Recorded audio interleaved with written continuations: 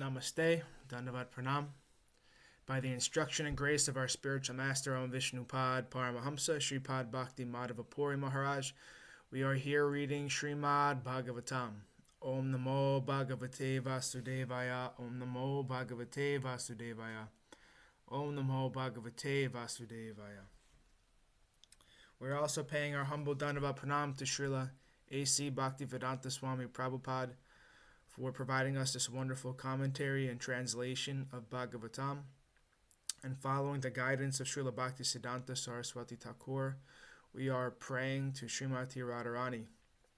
Srila Bhaktisiddhanta Saraswati has told us that unless we can understand something about Śrīmatī Rādhārāṇī in our Bhagavatam study, then we have wasted our time if we haven't done that. Yadi sevā-vañcitāḥ yasyāḥ kṛpayā vayaṃ labhema sarvaṃ prāpnumaḥ prayojanaṃ dhāmni śrī-bhagavat pade Kṛṣṇa-sambandhi sarvaṃ ca Yadi na jānīmahe tutam Aṣṭādaśasu sahasreṣu ślokānāṃ bhāgavat-oktiṣu Rādhārānīṃ na vindāmaḥ Nishphalam bhagavat-yayinam radhikaya kripam vina vyartasyat sarva-pariśramaḥ. If we are cheated out of serving that personality whose mercy awards us everything we need, including residence in the Lord's holy Dham, and all things connected to Krishna, and if we cannot understand or discover Rādhārānīṃ within the 18,000 verses of Srimad Bhagavatam, then our study of Srimad Bhagavatam has been pointless. Without the mercy of Śrīmatī Rādhārāṇī, all of our efforts are in vain. So we are continuing our reading today from Canto 5, Chapter 14, Text 8.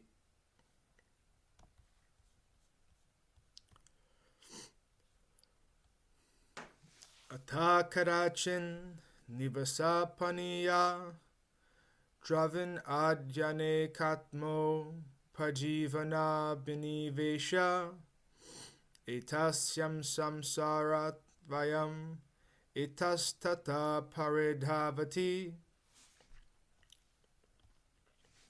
Sometimes the conditioned soul is absorbed in finding residential quarters or apartments and getting a supply of water and riches to maintain his body. Absorbed in acquiring a variety of necessities, he forgets everything and perpetually runs around the forest of material existence. Purport. As originally mentioned, a poor man belonging to the mercantile community goes to the forest to get some cheap goods to bring back to the city to sell at a profit. He is so absorbed in the thought of maintaining body and soul together that he forgets his original relationship with Krishna and seeks only the bodily comforts. Thus, material activities are the conditioned soul's only engagement. Not knowing the aim of life, the materialist perpetually wanders in the material existence, struggling to get the necessities of life. Not understanding the aim of life, even though he acquires sufficient necessities, he manufactures artificial necessities and becomes more and more entangled. He creates a mental situation whereby he needs greater and greater comforts. The materialist does not know the secret of nature's ways, as confirmed in Bhagavad Gita 3.27. Prakrite kriyamanani gunai karmani sarvasha ahankara vimudhatma kartaham iti manyate. The bewildered spirit soul, under the influence of the three modes of material nature, thinks himself to be the doer of activities which are in actuality carried out by nature. Due to lusty desire, the living entity creates a certain mental situation whereby he wants to enjoy this material world. He thus becomes entangled enters different bodies and suffers in them. Text 9. Kvachichavatya paumyaya prama dayo roham aropitas tatkala rajasa rajani bhuta iva sadhu maryado rajas valaksho pidig devata atirajas vala matirna vijanati. Sometimes, as if blinded by the dust of a whirlwind, a conditioned soul sees the beauty of the opposite sex, which is called pramada. Being thus bewildered, he is raised upon the lap of a woman, and at that time his good senses are overcome by the force of passion. He thus becomes almost blind with lusty desire, and disobeys the rules and regulations governing sex life. He does not know that his disobedience is witnessed by different demigods, and he enjoys illicit sex in the dead of night, not seeing the future punishment awaiting him. Purport.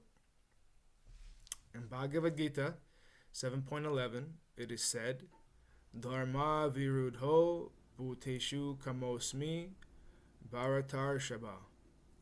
Sex is allowed only for begetting of children, not for enjoyment. One can indulge in sex to beget a good child for the benefit of a family, society, and world. Otherwise, sex is against the rules and regulations of religious life. A materialistic person does not believe that everything is managed in nature, and if he does not know that if one does something wrong, he is witnessed by different demigods. A person enjoys illicit sex, and due to his blind, lusty desire, he thinks that no one can see him, but this illicit sex is thoroughly observed by the agents of the Supreme Personality of Godhead. Therefore, the person is punished in so many ways. Presently in Kali Yuga, there are many pregnancies due to illicit sex, and sometimes abortions ensue. These sinful activities are witnessed by the agents of the Supreme Personality of Godhead, and a man and woman who create such a situation are punished in the future by the stringent laws of material nature. Daivi hiesha gunamayi mamamaya duratyaya. Illicit sex is never excused, and those who indulge in it are punished life after life. As confirmed in Bhagavad Gita 16.20. Asurim yonim apana mudha janmani janmani mam aprapyayaiva kauntaya tato yantyada mam gatim. Attaining repeated birth and among the species of demoniac life, such persons can never approach me. Gradually they sink down to the most abominable type of existence. The Supreme Personality of Godhead does not allow anyone to act against the stringent laws of material nature. Therefore, illicit sex is punished life after life. Illicit sex creates pregnancies, and those unwanted pregnancies lead to abortion. Those involved become implicated in these sins, so much so that they are punished in the same way the next life. Thus, in the next life, they also enter the womb of a mother and are killed in the same way. All these things can be avoided by remaining on the transcendental platform of Krishna consciousness. In this way, one does not commit sinful activity. Illicit sex is the most prominent sin due to lusty desire. When one associates with the mode of passion, he is implicated in suffering life after life. Text 10. Dandavat pranam Tulsi Maharani Devi. Dandavat pranam. Text 10. Kvachit sakrid ava gata vishaya vaitatya svayam paribhidyananena vibhrama-sita smrtistayaiva marichitoya prayamstan eva bidhavati. The conditioned soul sometimes personally appreciates the futility of sense enjoyment in the material world, and he sometimes considers material enjoyment to be full of miseries. However, due to his strong bodily conception, his memory is destroyed, and again he runs after material enjoyment, just as an animal runs after a mirage in the desert.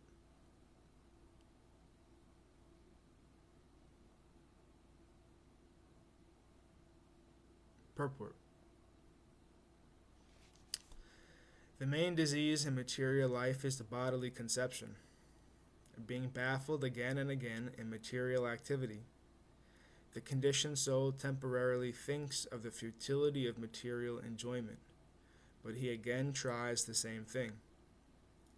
By the association of devotees, a person may become convinced of the material futility, but he cannot give up his engagement, although he is very eager to return home back to Godhead.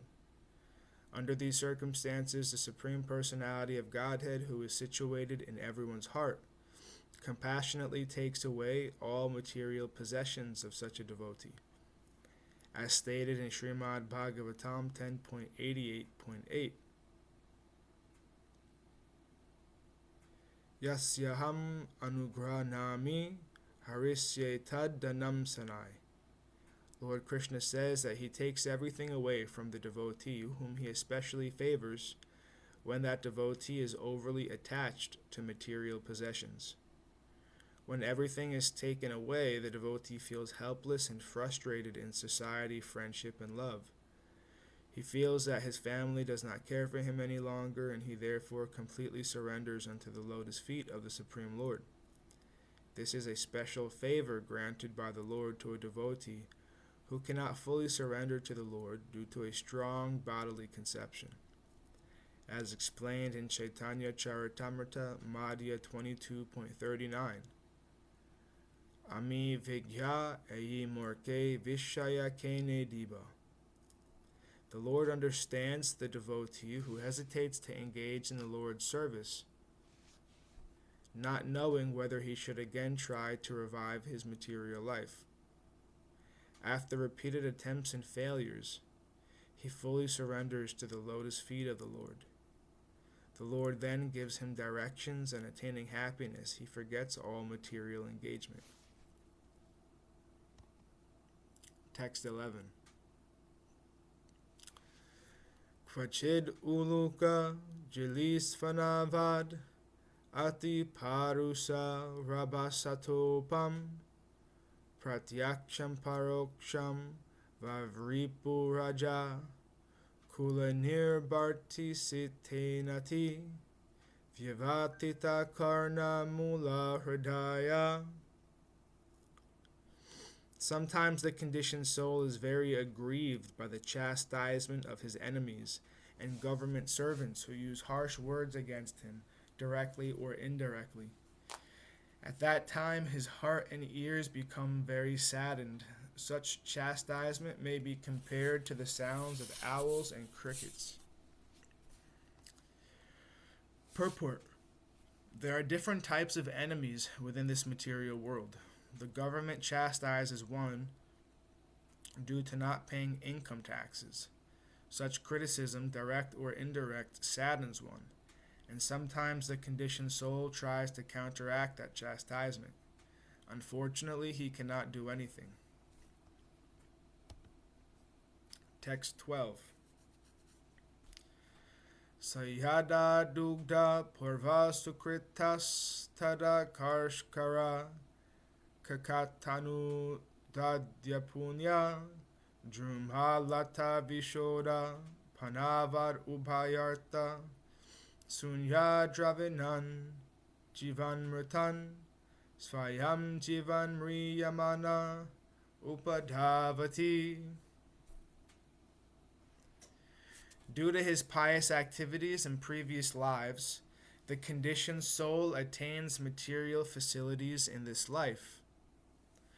But when they are finished, he takes shelter of wealth and riches, which cannot help him in this life or the next.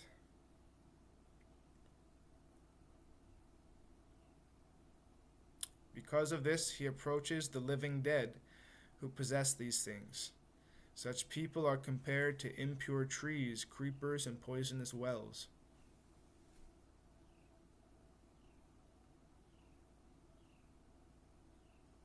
Purport.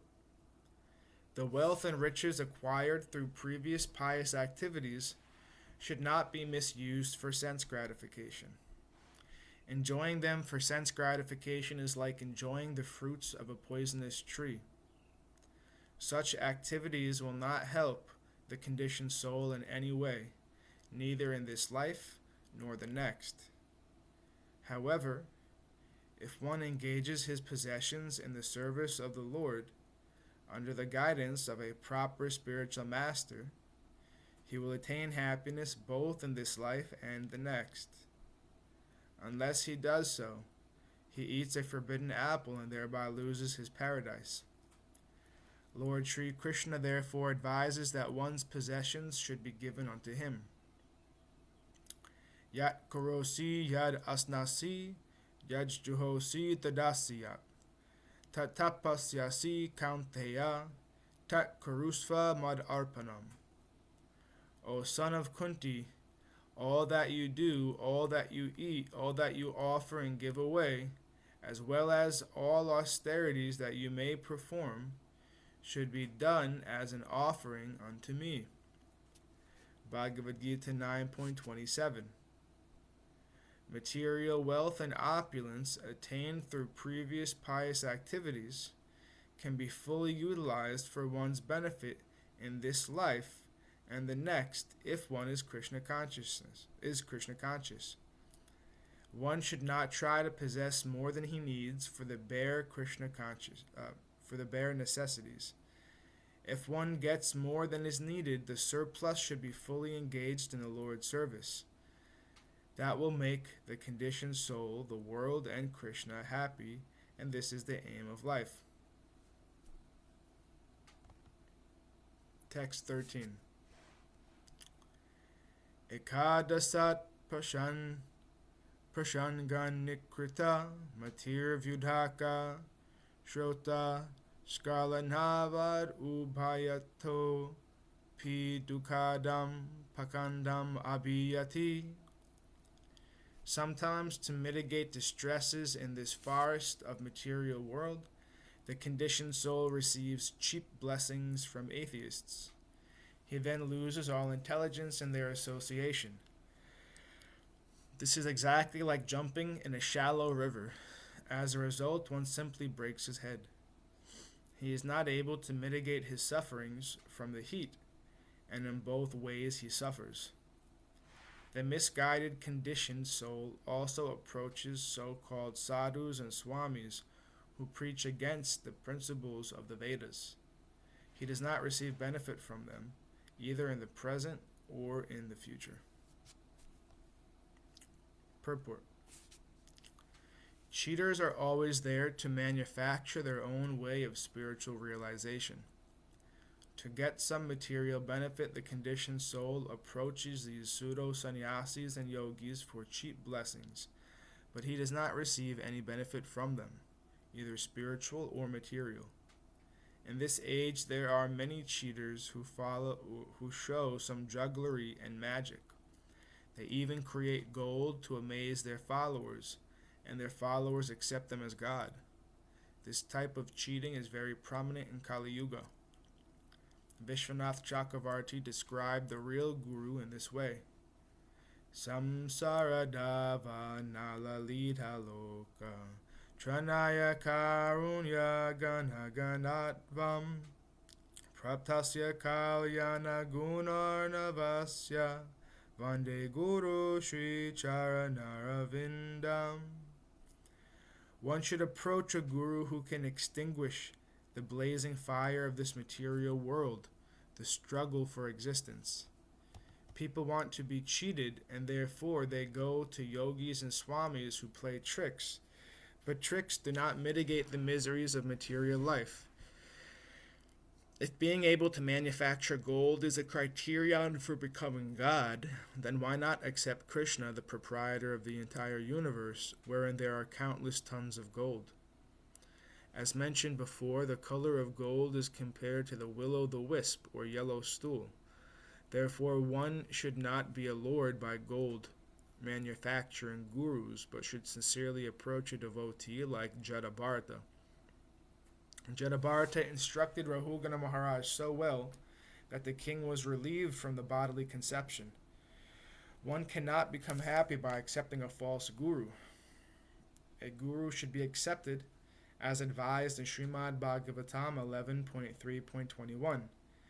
Tasmad guram prapadyate jigyasu shreya uttamam. One should approach a bona fide guru to inquire about the highest benefit of life. Such a guru is described as follows. Shabdhe pare chanishnatam. Such a guru does not manufacture gold or juggle words.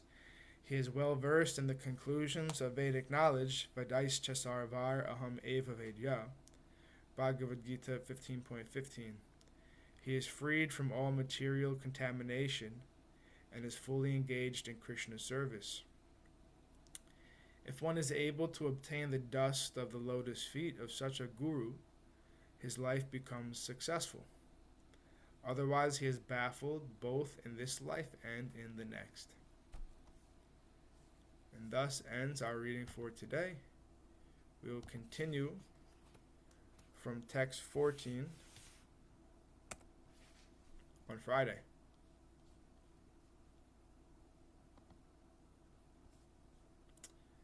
Before we conclude, were there any comments or questions or anything to share from the assembled devotees?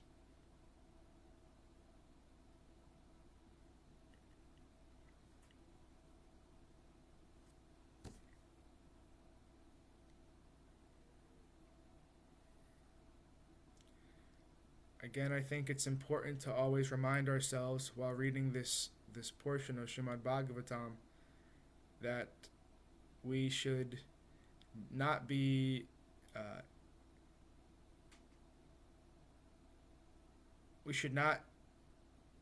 triggered by the very strong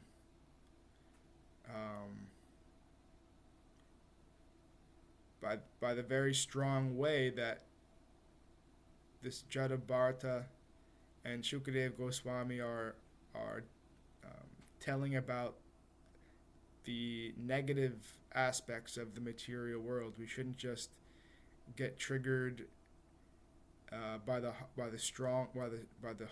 harshness or strong way that they're telling and ignore what's being said. We should try to really soul search and see why we might get triggered, to see what's underneath that, really try to allow it to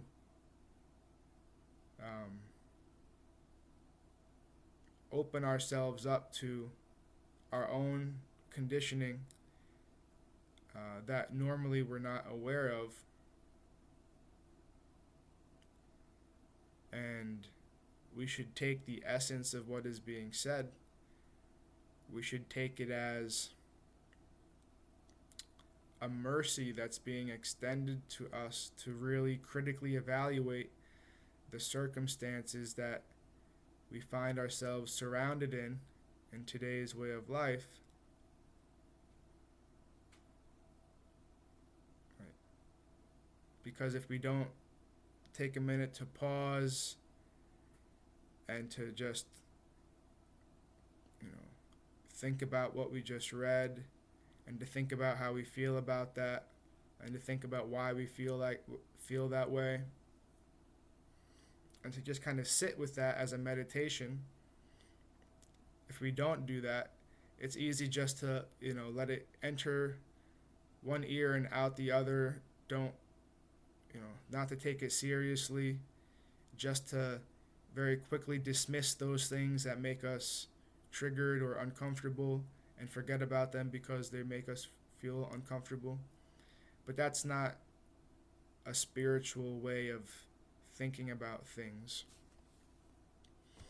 Right? The spiritual means self-discovery or self-realization. and self-evaluation. So, if we're really spiritual seekers and we want to undergo those processes of self-evaluation, self-discovery, self-realization, and their higher development in relationship to the divine, then that means we always have to be honest with ourselves about our own nonsense, our own conditioning, and how it's affecting us. Because the conditioning is at the level of the mind, right? And at the level of our immediate behavior. But the soul is beyond the mind and is beyond our immediate behavior. And the reason we can accept that as a fact is because our own mind can be an object of our consciousness. We can pull back and observe our own thoughts as they're happening. So that means that we are beyond that mind if we can observe it before us. And our behavior is the same thing. So when we pull back to that level of the soul and observe the mind, that's a very healthy exercise and really helps us to overcome our conditioning. We observe it in an objective way, and we decide, maybe something is there that I didn't realize. Now I can try to adjust, or at least just be aware of it, so that in the future, when it undoubtedly happens, it triggers again for me to feel a certain way. Now I'm a little more aware of where this trigger is coming from, and I can not let it affect me. I can make a more spiritually enlightened decision, or take a more spiritually enlightened course of action. So I think it's very important to keep all that in mind when we're reading Srimad Bhagavatam.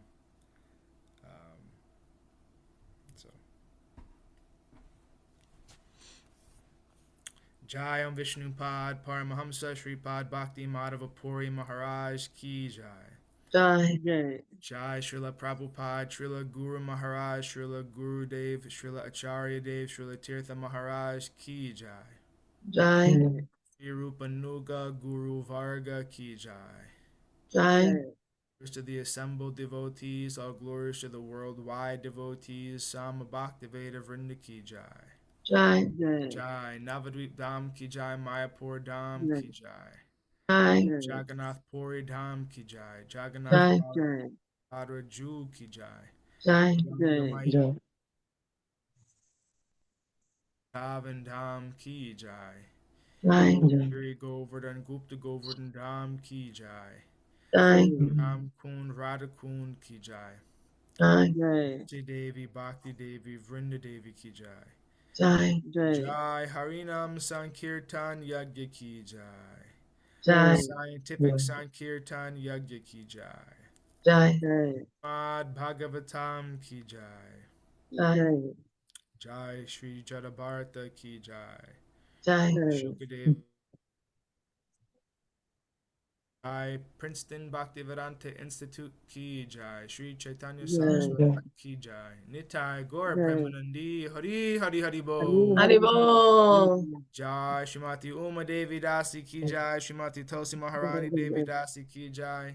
Shivam Ji Ki Jai. Hare Krishna. Jai.